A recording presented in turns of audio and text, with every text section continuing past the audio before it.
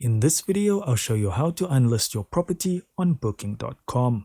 Alright, so as always, when it comes to working with properties on Booking.com, you need to be on the extranet, which is admin.booking.com, and you will be brought here to the home screen.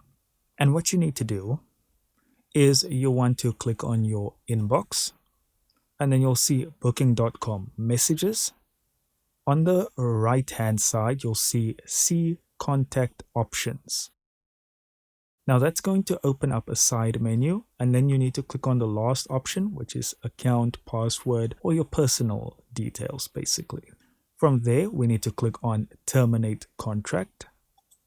And then again, we need to click on terminate contract. Then it's going to ask you, why do you want to terminate your contract? And if you click on that, you'll have some options to choose from. And then hit next. Again, there'll be drop down options, and choose an option and click next.